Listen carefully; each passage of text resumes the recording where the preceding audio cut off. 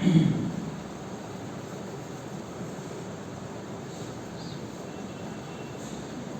الحمد لله نحمده ونستعينه ونستغفره ونعوذ بالله من شرور أنفسنا ومن سيئات أعمالنا من يهده الله فلا مضل له ومن يضلل فلا هادي له وأشهد أن لا إله إلا الله وحده لا شريك له وأشهد أن محمدا عبده ورسوله أما بعد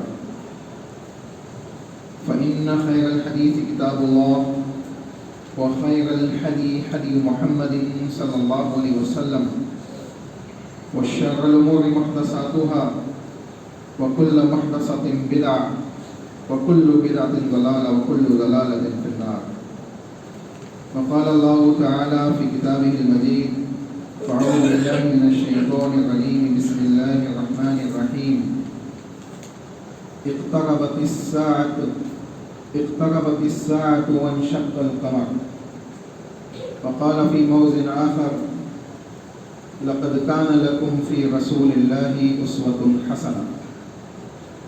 تمام قسم کی حمد و ثنا کبریائی بڑائی اس وحدہ لا شریک، اس خالق کائنات، اس مالک ارض و سما کے لیے لائق و زیبا ہے، جس سے بڑھ کے کوئی رحم کرنے والا نہیں، جو ارحم الراحمین ہے، سب سے زیادہ رحم کرنے والا ہے، سب سے زیادہ شفیق ہے، اور اس کی رحمت دنیا کے اندر پائی جانے والی سب سے عظیم ترین مخلوق ماں اس سے بھی کئی زیادہ کئی گنا بڑی ہوئی ہے۔ اس رب العالمین کی حمد و ثنا ہے جس نے دنیا کے اندر موجود ہزاروں اور لاکھوں مذاہب میں سے ہمیں اور آپ کو اہل اسلام میں سے پیدا فرمایا، اہل اسلام میں کا ماننے والا بنایا، اور اہل اسلام میں سے بھی رسول اکرم صلی اللہ علیہ وسلم کی اتباع اور اللہ اس کے رسول کی اطاعت کے ساتھ زندگی گزارنے کی توفیق عطا فرمائی۔ اس رب العالمین کی حمد و ثنا ہے جس کی حکم اور مشیت اور مرضی کے بغیر کائنات میں کوئی پتا نہیں ہل سکتا، ہوائیں چل نہیں سکتی، انسان کے اندر آنے اور جانے والی سانس آ اور جا نہیں سکتی۔ اس رب العالمین کی حمد و ثنا ہے جو موت و حیات کا پہلا مالک ہے، یوم جزا کے دن کا مالک ہے، جس کے ہاتھوں میں آسمان و زمین لپٹے ہوئے ہوں۔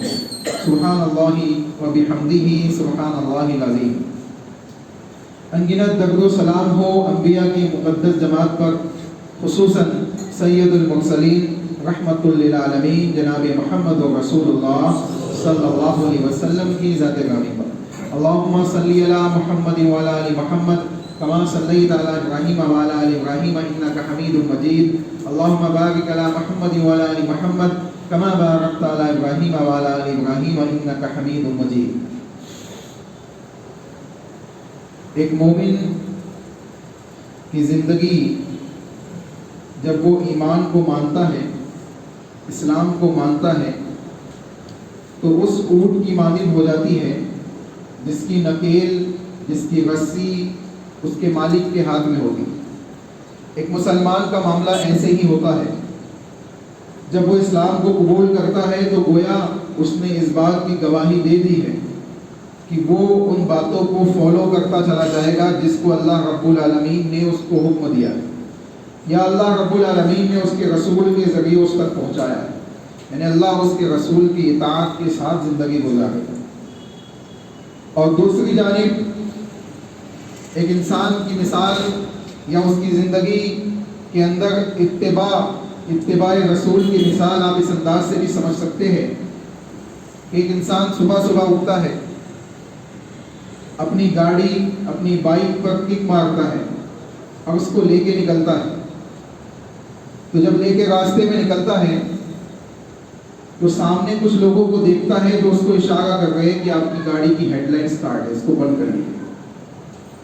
وجہ کیا ہے کہ رات میں گاڑی اسی انداز سے بند ہوئی تھی، ہیڈ لائٹ کی بٹن سٹارٹ تھی اور اسی شکل میں اس کو بند کر دیا۔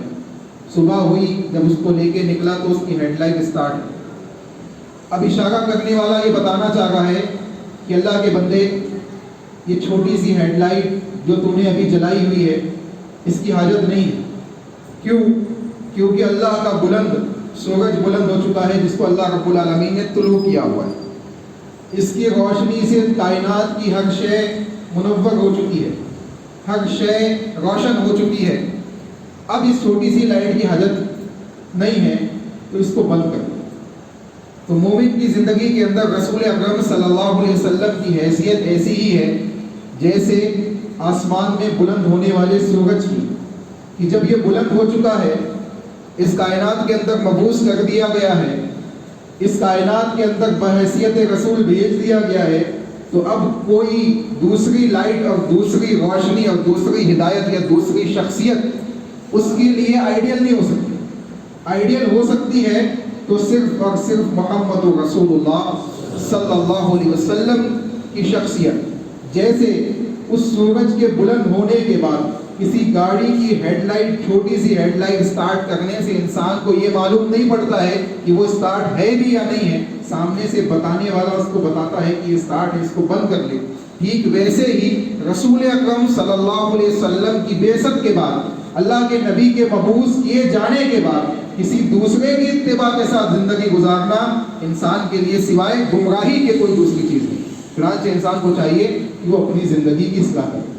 اب جب ہم علامت قیامت سن رہے ہیں تو کچھ ایسی چیزیں بھی آئے گی جو ما فوق العقل ہوگی، آپ کی عقل سے اوپر والی بات ہوگی۔ ہو سکتا ہے کہ بہت سے ایسے لوگ بھی ہو جو اس کو ایکسیپٹ کرنے سے قاصر ہو، اس کو ایکسیپٹ نہ کر پائے، اور وہ کہے کہ یہ تو عقل کے خلاف ہے، یہ تو سائنس کے خلاف ہے، یہ تو عقل و خرد کے خلاف ہے۔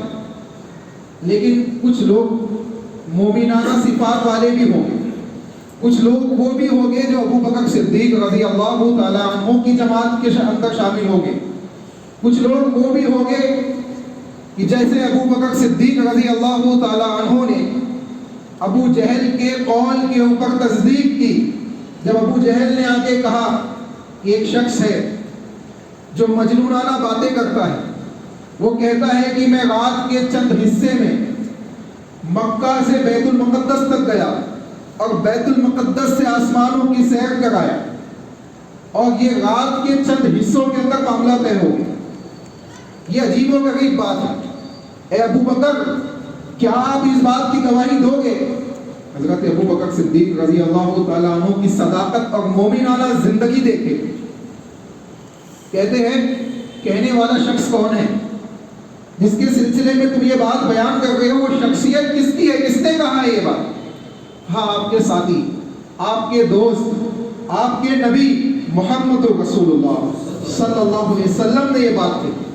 ابو بکر صدیق رضی اللہ تعالیٰ عنہ بیان فرماتے ہیں کہ یہ تو بہت چھوٹی سی بات ہے، یہ تو بہت چھوٹی سی بات ہے کہ محمد رسول اللہ نے یہ بات کہی ہے، اور میں نے ابھی محمد رسول اللہ کی زبانی یہ بات نہیں سنی ہے، ابو جہل کی زبانی یہ بات سنی ہے۔ اگر یہ بات محمد رسول اللہ نے کہی ہے تو ابو جہل سن، یہ تو بہت چھوٹی سی بات ہے، یہ تو بہت چھوٹی سی بات ہے، اس سے بڑی بڑی باتوں کی ہم تصدیق کرتے ہیں کہ اگر اللہ کے نبی نے وہ بات کہی ہے تو سچی ہے۔ تو رسول اللہ صلی اللہ علیہ وسلم کی صداقت اور اللہ کے نبی صلی اللہ علیہ وسلم کی بیان کردہ باتوں کی تصدیق کرنا، یہ ابو بکر صدیق رضی اللہ تعالیٰ عنہ کے ایمان کی علامت تھی۔ اور آج بھی اگر مومنین کی جماعت رسول اکرم صلی اللہ علیہ وسلم کی اوتھنٹک باتوں کو جو اللہ کے نبی کی صحیح احادیث سے ثابت ہے اس کو قبول کرتی ہے، اس کی تصدیق کرتی ہے، اگرچہ وہ ان کے عقل و دماغ کے اوپر سے ہی کیوں نہ جائے، معاشرے اور سائنس کی دنیا اس کو ایکسیپٹ نہ کرے، لیکن ایک مومن اس اعتبار سے کہ میں نے اللہ کو مانا ہے، میں نے رسول اللہ کو مانا ہے، میں اس بات کا منکر نہیں ہو سکتا، میں تو اس بات کو مانتا ہوں، دنیا مانے یا نہ۔ آئیے انہی باتوں میں سے ایک بات میں آپ کو بتاتا ہوں جو علامت قیامت میں سے ہے۔ اللہ رب العالمین نے بیان فرمایا کہ اقتربت الساعہ، قیامت نزدیک آ گئی ہے، وانشق القمر، اور چاند کے ٹکڑے ہو گئے، چاند کے ٹکڑے ہو گئے ہیں، وَإِن يَرَوْا آیَةً، اور جب یہ لوگ اللہ کی نشانی کو دیکھتے ہیں، یہ لوگ اللہ کی نشانی کو دیکھتے ہیں، یعرضوا، اس سے اعراض کر جاتے ہیں، وَيَقُولُوا سِحْرٌ، اور یہ کہتے ہیں کہ یہ تو جادو ہے مستمر، جو اس سے پہلے بھی انجام دیا گیا، یعنی یہ تو قرآن پہلے سے چلا آتا ہوا جادو ہے، یہ کوئی نئی چیز نہیں، یہ کوئی معجزہ نہیں ہے، یہ کوئی اللہ کی علامت نہیں ہے، یہ کوئی نشانی نہیں ہے، یہ رسول ہونے کی دلیل نہیں ہے۔ اللہ اکبر۔ رسول اکرم صلی اللہ علیہ وسلم کی زندگی میں ایک معجزاتی معاملہ پیش آیا۔ معاملہ ایسا تھا کہ مشرکین مکہ نے رسول اللہ صلی اللہ علیہ وسلم سے مطالبہ کیا کہ اگر آپ کوئی بڑی نشانی ہمیں دکھا دیں گے تو ہم آپ کے اوپر ایمان لے آئیں، آپ کی باتوں کی تصدیق کریں گے، آپ کو اللہ کا رسول مان لیں گے، آپ کی لائی ہوئی شریعت کو تسلیم کر لیں گے اور قولوا لا الہ الا اللہ کے دعوے کو ایکسپٹ کر لیں گے۔ اللہ کے نبی محمد رسول اللہ صلی اللہ علیہ وسلم نے انگلی کا اشارہ کیا چاند کی جانب اللہ کے حکم سے، اور اللہ رب العالمین نے اس چاند کے 2 ٹکڑے کر دیے، اور ٹکڑے ایسے نہیں کہ کوئی شک و شبہ ہو، ٹکڑوں کس انداز سے ٹکڑے ہوئے اس کا معائنہ کرے۔ صحابی رسول بیان کرتے ہیں، حضرت انس بن مالک رضی اللہ تعالیٰ عنہ حدیث کے راوی ہے، کہتے ہیں انہو حدثہم ان اہل مکہ سألوا رسول اللہ صلی اللہ علیہ وسلم، کہ اللہ کے نبی محمد رسول اللہ صلی اللہ علیہ وسلم سے مکہ والوں نے سوال کیا بڑی نشانی کے سلسلے میں، ایہم آیا، کہ تم کوئی نشانی ہمیں دکھاؤ، فاراہم انشقاق القمر، تو رسول اللہ صلی اللہ علیہ وسلم نے چاند کے 2 ٹکڑے کر کے ان کو دکھا دیا۔ یعنی اتنی بڑی نشانی کہ دنیا جہاں کے لوگوں نے دیکھا، دنیا جہاں والوں نے دیکھا، اور ایسے ہی نہیں بلکہ انداز یہ تھا، حضرت عبداللہ بن مسعود رضی اللہ تعالیٰ عنہ بیان کرتے ہیں کہ انشق القمر علی عہد رسول اللہ صلی اللہ علیہ وسلم شقتین، فقال النبی صلی اللہ علیہ وسلم اشہدو، اللہ کے نبی محمد رسول اللہ صلی اللہ علیہ وسلم کے صحابی عبداللہ بن مسعود رضی اللہ تعالیٰ عنہ بیان کرتے ہیں کہ اللہ کے نبی محمد رسول اللہ صلی اللہ علیہ وسلم نے انگلی کے اشاروں سے چاند کے 2 ٹکڑے کر دیے، اور اللہ کے نبی نے کہا ہے صحابہ کی جماعت تم گواہ رہنا، تم گواہ رہنا۔ اللہ اکبر۔ آپ اندازہ لگائے، اور صحابی مزید بیان کرتے ہیں کہ انداز یہ تھا کہ پہاڑی کے ایک جانب چاند کا 1 ٹکڑا ہے تو دوسرے جانب دوسرا ٹکڑا ہے، یعنی کوئی شک و شبہ موجود نہیں تھا۔ پتہ یہ چلا کہ قیامت کی علامتوں میں سے یہ چیز تھی کہ چاند کے ٹکڑے کیے جانا، اور رسول اللہ صلی اللہ علیہ وسلم کے نبی ہونے کی، اللہ کے نبی کے سچے نبی ہونے کی، اللہ کے نبی محمد رسول اللہ صلی اللہ علیہ وسلم کی انگلیوں سے اس معجزاتی کرامات کو دکھانے کے اللہ رب العالمین نے یہ مشرکین مکہ کے سامنے رسول اللہ کی صداقت کو ثابت کرنے کے لیے اس بات کو دکھا دیا۔ چنانچہ کہا گیا کہ قیامت نزدیک آ گئی ہے، چاند کے 2 ٹکڑے ہو گئے، یعنی چاند کے 2 ٹکڑے ہونا یہ علامت قیامت میں سے تھا، قیامت کی نشانیوں میں سے تھا، جس کو رسول اللہ صلی اللہ علیہ وسلم کے زمانے کے اندر، اللہ کے نبی کی زندگی کے اندر اللہ رب العالمین نے محمد رسول اللہ صلی اللہ علیہ وسلم کے معجزاتی معاملات کے اندر شامل کیا اور مکہ والوں کے سامنے بات واضح کی۔ یہ تو صرف اہل مکہ کا معاملہ تھا، دنیا کے دوسرے ممالک میں، خود ہندوستان کے اندر بھی اس ٹوٹے ہوئے ٹکڑوں کو دیکھا گیا، لوگوں نے دیکھا۔ اور یہاں کی ہسٹری کے اندر آپ دیکھیں کہ اگر سائڈ میں آپ جائیں گے تو آپ کو 1400 سال پرانی مسجدیں ملے گی، تو ہندوستان کی پہلی مسجد کہلاتی ہے۔ اور بادشاہ چیرامل نامی ایک شخص تھا جس نے اس چاند کے 2 ٹکڑے ہوئے دیکھے، تو اس نے اپنے پاس موجود جو اس کے مذاہبی لوگ تھے ان سے پوچھا، تو اس کو بتایا گیا کہ ہاں یہ واقعہ اپنی پرانی کتابوں کے اندر ملتا ہے کہ ایک نبی آئے گا اور جس کے ذریعے سے اس قسم کا معاملہ انجام دیا جائے گا۔ اور بعض لوگوں نے لکھا کہ وہ ایمان بھی لے آیا اور بعد میں اس نے ایک مسجد بھی بنائی۔ چنانچہ معلوم پڑتا ہے کہ صرف مکہ والوں کے لیے وہ چاند کے 2 ٹکڑے نہیں تھے، بلکہ دنیا جہاں کے لوگوں نے اس چاند کے 2 ٹکڑے کو دیکھا تھا، جس سے یہ بات واضح ہوتی ہے کہ اللہ رب العالمین نے رسول اللہ صلی اللہ علیہ وسلم کی شخصیت کو واضح کیا اور اس بات کو ثابت کر دیا کہ یہ مشرکین مکہ کا آپ سے اس بات کا سوال کرنا کہ کوئی نشانی دکھائیے، یہ کوئی نئی بات نہیں ہے، انبیاء سے پہلے بھی ایسے سوالات کیے گئے ہیں، انبیاء سے ایسے سوالات کیے گئے ہیں، اللہ نے نشانیاں دکھائی ہے، لیکن اس کے باوجود یہ لوگ ایمان لاتے نہیں ہیں۔ اس لیے اللہ نے بیان کیا کہ وَإِن يَرَوْا آیَةً، یہ نشانیوں کو دیکھ لیتے ہیں،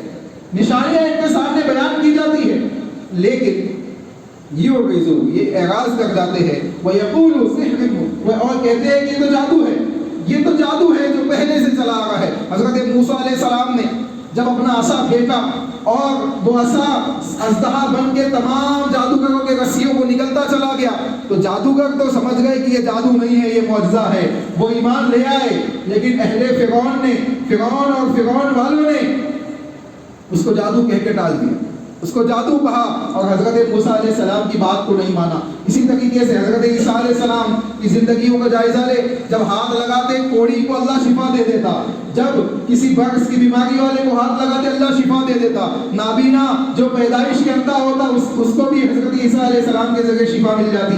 لوگ کہتے ہیں یہ جادوگر ہے۔ اس قسم کے معاملات نبیوں کے سلسلے میں کہنا لوگوں کی عام بات ہے۔ اللہ نے بیان کیا کہ یہ نشانی دیکھ لیں گے، لیکن نشانی دیکھنے کے باوجود ایمان نہیں لائیں گے۔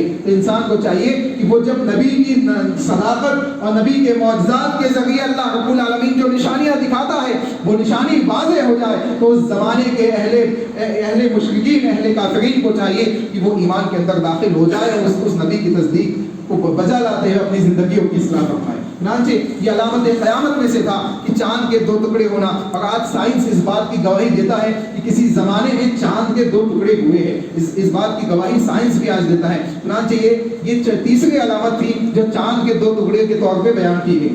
چوتھی علامت، ایک مقدس ترین جماعت، افضل ترین جماعت کا اس دنیا سے ختم ہو جانا۔ اور وہ افضل ترین جماعت کون سی تھی؟ صحابہ کی جماعت۔ صحابہ کی جماعت کا اس دنیا سے ختم ہو جانا، اس دنیا سے تمام کے تمام صحابہ کا انتقال ہو جانا، اس دنیا سے ختم ہو جانا، یہ بھی علامت قیامت کے اندر اہل علم نے ذکر کیا ہے۔ اہل علم نے اس کو بھی ذکر کیا ہے، اور رسول اللہ صلی اللہ علیہ وسلم نے اشارتاً حدیث کے اندر بھی اس کو علامت قیامت کے اندر بیان کیا۔ کیسے؟ اللہ کے نبی نے بیان فرمایا، ابی موسیٰ رضی اللہ تعالیٰ عنہ حدیث کے راوی ہے، کہتے ہیں نبی موسیٰ رضی اللہ تعالیٰ عنہ ان رسول اللہ صلی اللہ علیہ وسلم قال النجوم امانۃ للسماء۔ اللہ کے نبی نے بیان فرمایا کہ یہ آسمان میں جو ستارے جگمگاتے ہیں یہ آسمان کے لیے امان ہے۔ آسمان کے لیے کیا ہے؟ امان ہے، یعنی جب تک یہ ستارے ان آسمان کے اندر موجود ہے آسمان قائم ہے، یہ اپنی جگہ پہ قائم ہے۔ جس دن یہ ستارے ختم ہو گئے آسمان بھی ختم ہوتا چلا جائے، آسمان بھی ختم ہو جائے گا۔ یہ اس کے لیے امان ہے، امانت کی دلیل ہے۔ اللہ کے نبی نے آگے بیان فرمایا فَإِذَا ذَهَبَتْ النُّجُومُ، جب یہ ستارے ختم ہو جائیں گے أَتَى السَّمَاءُ بِمَا تُوعَدُ، آسمان کو وہ چیز پہنچ جائے گی جس کا اس سے وعدہ کیا گیا۔ یعنی آسمان جس انداز سے قیامت سے پہلے ختم ہوگا اور قیامت کی انتم یعنی ایک دم اختتامی نشانیوں میں چیز بیان کی گئی کہ آسمان بھی ریزے ریزے ہو کے دھواں بن جائے گا، تو اس طریقے سے اللہ کے نبی محمد رسول اللہ نے بیان کیا کہ یہ ستارے آسمان کے لیے امان ہے، اس کو وہ چیز پہنچے گی، وہ وعدہ جو اللہ نے کیا ہے وہ اس کو پہنچ کے کہے گا۔ جب اس سے ستارے ختم ہوں گے تو آسمان کو چیز پہنچ جائے گی۔ پھر رسول اللہ صلی اللہ علیہ وسلم نے بیان کیا وَأَنَا أَمَانَةٌ لِأَصْحَابِي، اور میں اپنے صحابہ کے لیے امان ہوں، میں اپنے صحابہ کے لیے امان ہوں۔ جب میں چلا جاؤں گا، جب میں اس دنیا سے چلا جاؤں گا تو میرے صحابہ کو وہ چیز پہنچے گی عطا اصحابی ما یوعدون، جس کا ان سے وعدہ کیا گیا۔ دیکھیں اس میں ایک چیز یہ ہے کہ قیامت کی نشانیوں میں سے یہ بات بھی ہے کہ آسمان کا ریزہ ریزہ ہو جانا۔ قیامت کی نشانیوں میں سے یہ چیز بھی ہے جو ہم نے پچھلے خطبوں میں دیکھی ہے کہ رسول اللہ صلی اللہ علیہ وسلم کا اس دنیا سے چلا جانا۔ اللہ کے نبی نے کہا جب میں چلا جاؤں گا اس دنیا سے، میں چلا جاؤں گا، مجھے فوت ہو جاؤں گا، مجھے موت آ جائے گی، تو عطا اصحابی ما یوعدون، تو میرے صحابہ کو وہ چیز پہنچے گی جن کا ان سے وعدہ کیا گیا۔ یعنی فتنے صحابہ کے درمیان، مختلف قسم کی آزمائشیں، مختلف قسم کے معاملات پیدا ہوتے چلے جائیں گے۔ اور اللہ کے نبی کی وفات کے بعد ہی سے آپ دیکھیں، اللہ کے نبی کی وفات کی بعد، اللہ کے نبی کے وفات کے بعد سے دیکھتے چلے جائیں، مختلف انداز سے فتنے پیدا ہوتے چلے گئے. صحابہ کے درمیان آزمائشیں آتی گئی اور ان صحابہ نے اللہ اس کے رسول کی رسی کو تھامتے ہوئے زندگی گزاری. ان کے آپسی اختلافات, ان کے آپسی معاملات, کچھ جنگیں بھی ہوئی, جنگ صفین ہوئی, جنگ جمل ہوئی. اس قسم کی جنگیں صحابہ کے درمیان ہوئی. حضرت عائشہ رضی اللہ تعالی عنہا ایک جانب ہے, دوسری جانب دوسرے صحابی ہے, بڑے بڑے اجلہ صحابہ موجود ہیں, ان کے درمیان جنگیں ہوئی. ہم اس بات کا انکار نہیں کرتے, لیکن ایک بات یہاں ذہن نشین کر لے, اچھے طریقے سے ذہن نشین کر لے کہ صحابہ کے آپسی اختلافات, صحابہ کے آپسی انتشار یا صحابہ کے درمیان جو معاملات ہوئے, اس سے پہلے وحی کا سلسلہ منقطع ہو چکا تھا. اس سے پہلے وحی کا سلسلہ منقطع ہو چکا تھا اور وحی میں اللہ نے نازل کر دیا تھا رضی اللہ عنہم ورضوا عنہ, میں اس جماعت سے راضی ہو چکا ہوں, یہ مجھ سے راضی ہو چکی, میں ان سے راضی ہوں, یہ مجھ سے راضی ہے.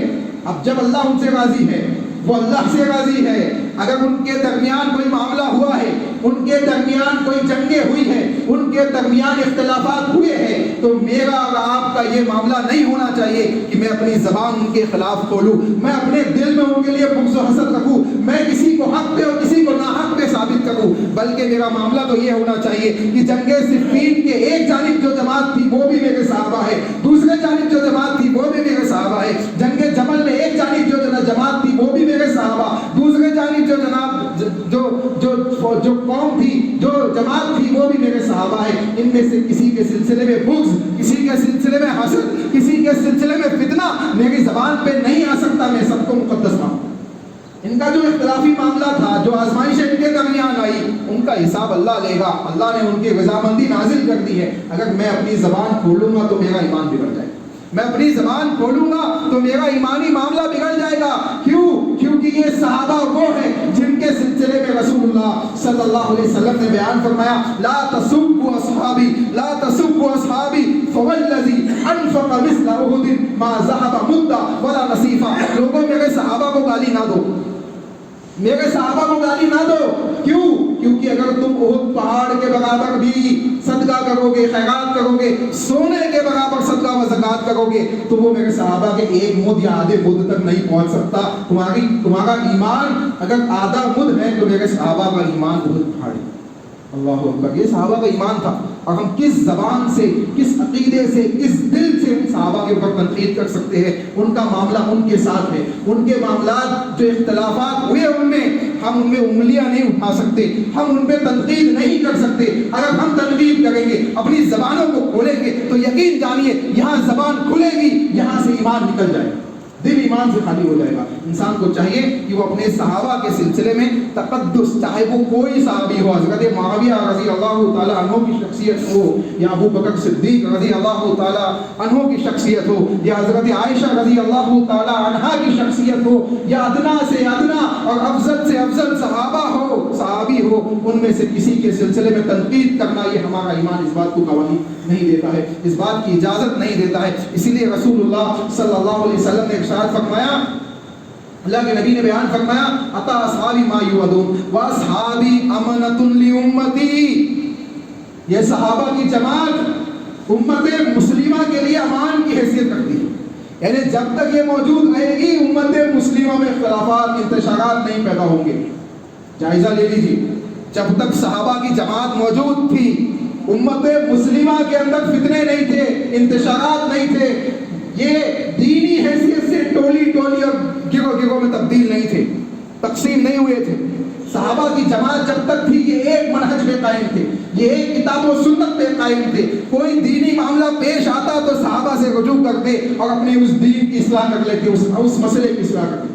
حضرت عبداللہ بن مسعود رضی اللہ تعالیٰ عنہ مسجد نبوی سے گزر ہوتا ہے, دیکھتے ہیں چند لوگ بیٹھے ہوئے ہیں, اور ان چند لوگوں کا معاملہ یہ ہے کہ انہوں نے کنکریوں کو سمیٹا ہوا ہے, چھوٹے چھوٹے پتھر اپنے پاس رکھے ہوئے, اور تسبیح پڑھ گئے سبحان اللہ سبحان اللہ سبحان اللہ الحمدللہ الحمدللہ اللہ اکبر, تسبیحات پڑھ گئے. حضرت عبداللہ بن مسعود رضی اللہ تعالیٰ عنہ کے کلمات سنے, کہتے ہیں اے لوگوں, ابھی رسول اللہ صلی اللہ علیہ وسلم کی قبر کی مٹی سوکھی بھی نہیں ہے, تم نے دین کے اندر بدعت کو ایجاد کر دی. یعنی یہ وہ صحابہ تھے جو دین کے اندر چھوٹی چھوٹی نئی باتوں کو بھی برداشت نہیں کرتے تھے. تو جب تک یہ صحابہ موجود تھے دین اپنی اصلی شکل میں باقی تھا، کیونکہ رسول اللہ نے بیان فرمایا خیر القرون قرنی ثم الذین یلونہم ثم الذین یلونہم، سب سے بہترین زمانہ میرا زمانہ، پھر میرے صحابہ کا زمانہ، پھر تابعین کا زمانہ. آپ اندازہ لگائیں صحابہ کے زمانے کو بہترین زمانہ اللہ کے نبی نے بیان کیا. اس سے معلوم پڑتا ہے کہ یہ صحابہ امت مسلمہ کے لیے امان کی حیثیت رکھتے تھے. جب تک یہ موجود تھے دین پر، منہج پر، ایک امت ہو کے دین کے اندر لوگ زندگی گزار رہے ہیں. لیکن جیسے ہی صحابہ کی جماعت اس دنیا سے ختم ہوئی، اللہ کے نبی نے بیان فرمایا عطا امتی ما یوعدون، میری امت کو وہ چیز پہنچے گی جس کا ان سے وعدہ کیا گیا ہے. یعنی وہ فتنے، وہ انتشارات، وہ اختلافات، وہ امت کے اندر تقسیم کا ہونا، وہ 72 فرقوں کے اندر امت کا تبدیل اور تقسیم ہونا، یہ تمام چیزیں اللہ کے نبی محمد رسول اللہ صلی اللہ علیہ وسلم کے صحابہ کے اس دنیا کے بعد جانے سے اسٹارٹ ہوئی، اور اس کے بعد سے ہوتی چلی گئی یہاں تک کہ آج، اور آج سے لے کے قیامت تک یہ معاملات اسٹارٹ رہیں گے. لیکن اس کے باوجود اللہ کے نبی نے ہمیں ایسے ہی نہیں چھوڑا. اللہ کے نبی نے کہا کہ یہ 72 یہ 73 فرقے ہوں گے جس میں سے ایک حق پہ ہوگا، اور وہ حق پہ کون سا ہوگا؟ جو میرے صحابہ کے طریقے پہ چلے گا، جو میرے صحابہ کے منہج پہ چلے گا. اس کا مطلب کہ صحابہ جب تک موجود تھے وہ ایک منہج پہ موجود تھے، ایک طریقے پہ موجود تھے. اور وہ طریقہ کون سا تھا؟ اللہ کے نبی نے بیان فرمایا ترکت فیکم امرین لن تضلوا ما تمسکتم بہما کتاب اللہ و سنتی. وہ طریقہ اللہ کی کتاب اور رسول اللہ صلی اللہ علیہ وسلم کی سنت کی شکل میں موجود تھا، جو اس زمانے میں بھی موجود تھا، آج بھی موجود ہے اور قیامت تک موجود رہے گا. جب تک لن تضلوا ما تمسکتم بہما کتاب اللہ و سنتی، وہ شخص گمراہ نہیں ہو سکتا جو اس سنت کو، اس کتاب اللہ کو اور اللہ کے نبی محمد رسول اللہ صلی اللہ علیہ وسلم کی سنتوں کو تھام لے، وہ گمراہ نہیں ہو سکتا. یعنی وہ 73واں فرقہ جو کامیاب ہونے والا ہے، جو ہمیشہ حق پہ رہنے والا ہے، اس کی علامت رسول اللہ نے بیان کی کہ منہج صحابہ پہ ہوگا، اور وہ اللہ اس کے رسول کے فرامین کے مطابق اللہ کی کتاب اور رسول اللہ کے فرمان کو تھام کے زندگی گزارے گا یہاں تک کہ اس دنیا میں ان کے اندر قیامت قائم ہو جائے گی. یعنی ایک جماعت وہ ہوگی جو صحابہ کے منہج کو کبھی نہیں چھوڑے گی. وہ جماعت کی علامت اللہ کے نبی نے بتائی ہے کتاب اللہ و سنتی، اللہ کی کتاب اور رسول اللہ کی سنت کو تھام کے چلے گی. ہمیں چاہیے کہ محاسبہ کرے، اپنا جائزہ لے، اور اس ایک جماعت کے اندر اپنے آپ کو شامل کرے جو اللہ اس کے رسول کے فرامین کے ساتھ زندگی گزارتی ہے. اللہ ہمیں اس کی توفیق عطا فرمائے. آخری چیز اللہ کے نبی نے بیان فرمائی کہ فَإِذَا ذَهَبَ أَصْحَابِي أَتَىٰ أُمَّتِي مَا يُوعَدُونَ، میری امت کو وہ چیز پہنچے گی جب صحابہ ختم ہوں گے، جب صحابہ ختم ہو جائیں گے تو میری امت کو وہ چیز پہنچے گی جس کا ان سے وعدہ کیا گیا. ہم دیکھ رہے ہیں کہ مختلف انداز سے دنیاوی معاملات کے اندر جو فتنے ہیں وہ الگ، لیکن دینی حیثیت سے جو فتنے آج ہمارے درمیان موجود ہیں ان کو ہم نظر انداز نہیں کر سکتے. وہ فتنے بڑے خطرناک ہیں جو ہمارے دین، ہمارے ایمان، ہمارے اعمال کو دیمک کی طرح چاٹتے چلے جا رہے اور اندر سے کھوکھلا کرتے چلے جا رہے. اللہ ہمیں صحیح سمجھ عطا فرمائے. اللہ اس کے رسول کے فرامین کے مطابق اپنی زندگیوں کی اصلاح کرنے کی توفیق عطا فرمائے. یہ علامت قیامت بیان کرنے کا مقصد یہ ہے کہ ہم ان علامات سے اپنے آپ کو محفوظ رکھیں اور صحیح طریقے سے صحیح باتوں کو، عمل صالح کو اپنی زندگی کے اندر اپلائی کریں. اللہ سے دعا ہے کہ جو شر والی چیزیں ہیں ہمیں اس سے محفوظ فرمائے، جو نفع والی چیزیں ہیں، جو اللہ رب العالمین کے نزدیک پسندیدہ چیزیں ہیں، اللہ رب العالمین کے نزدیک پسندیدہ اعمال ہیں، اللہ اسے اپنی زندگی کے اندر لاہ عمل بنانے کی ہمیں توفیق عطا فرما. اللہ ہم گنہگار ہیں، خطا کار ہیں، ہم سے غلطیاں ہوتی ہیں، اللہ ہم تجھ سے توبہ کرتے ہیں، اللہ ہم تجھ سے توبۃ النصوحہ کرتے ہیں. ہمارے گناہوں کو معاف فرما، ہمیں معاف فرما، ہم سے جو غلطیاں ماضی میں ہوئی اسے معاف فرما، جو مستقبل میں ہو سکتی ہے اس سے بچنے کی توفیق عطا فرما. جو حال میں ہم معاملات کو انجام دے رہے ہیں اللہ اس کے رسول کے مطابق انجام دینے کی توفیق عطا فرما.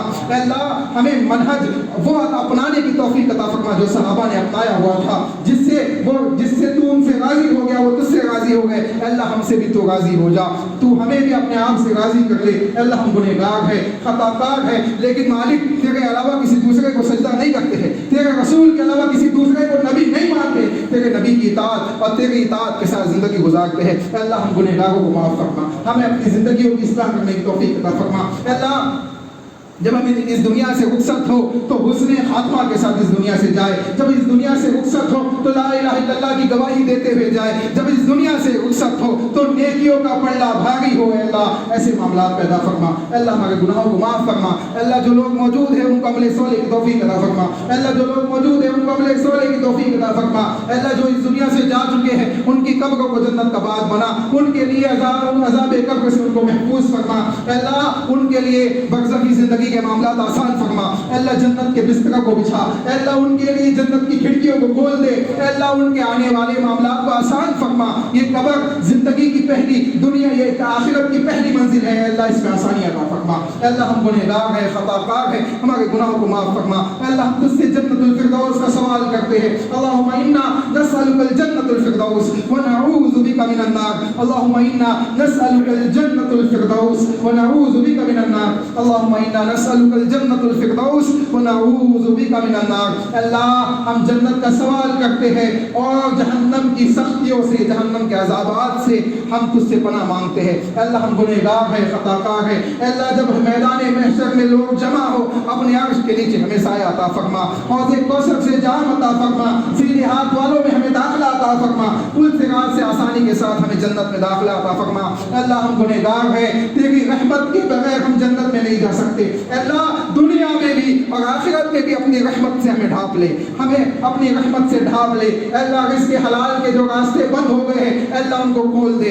اللہ ان کو کھول دے. اللہ رزق حلال کے راستوں میں کشادگی عطا فرما. اللہ رزق حلال کے راستوں میں آسانیاں پیدا فرما. اللہ رزق حرام کے راستوں کو مشکل فرما دے. اللہ رزق حرام کے جو راستے ہیں جو سود کی شکل میں ہے, انٹرسٹ کی شکل میں ہے, ایسے مختلف شکلوں کے اندر جو موجود ہیں اور جس میں مسلمان ملوث ہوتے چلے جا رہے, اللہ ان تمام چیزوں سے ہمیں محفوظ فرما. اللہ ہماری مسجدوں کی حفاظت فرما. اللہ ہماری مسجدوں کی حفاظت فرما. اللہ ہماری مسجدوں کی حفاظت فرما. اللہ اس سے بلند ہونے والی نداؤں کی حفاظت فرما. اللہ یہ مسجدیں جو تیرے گھر ہے زمین کے اوپر, اللہ ہمارا ایمان عمل اس لائق نہیں بچا ہے کہ ہم اس کی حفاظت کر سکیں. اللہ ہم تجھ سے دعا کرتے ہیں تو اپنی قوت طاقت, اللہ تو اپنی رحمت سے ان کی حفاظت فرما. اللہ ہمارے گناہوں کو معاف فرما. اللہ ان مسجدوں کو آباد کرنے کی ہمیں توفیق عطا فرما. اللہ ان مسجدوں کو آباد کرنے کی ہمیں توفیق عطا فرما. اللہ 5 وقتہ نمازوں اہتمام کرنے کی ہمیں توفیق عطا فرما. اللہ 5 وقتہ نمازوں کا اہتمام کرنے کی ہمیں توفیق عطا فرما. اللہ آنے والی برزخی زندگی اور آنے والی آخرت کی زندگی کی تیاری کرنے کی توفیق عطا فرما. اللہ ہم گنہگار ہیں, خطا کار ہیں, ٹوٹے پھوٹے الفاظ میں جو تجھ سے دعائیں مانگی ہے اللہ تو قبول فرما. اللہ تو قبول فرما. اللہ تو قبول فرما. ربنا تقبل منا انك انت السميع العليم وتب علينا انك انت التواب الرحيم برحمتك يا ارحم الراحمين.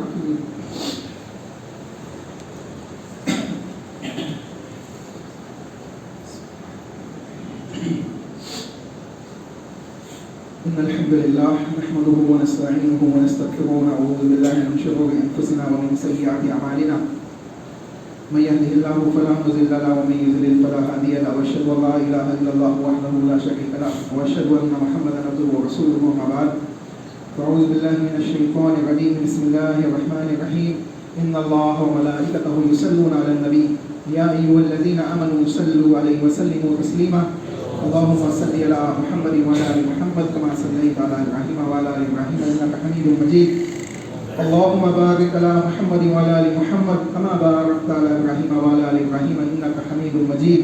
عباد الله رحمكم الله ان الله يأمر بالعدل والإحسان وإيتاء ذي القربى وينهى عن الفحشاء والمنكر والبغي يعظكم لعلكم تذكرون.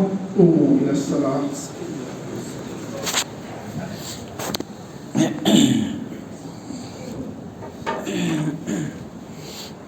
اللہ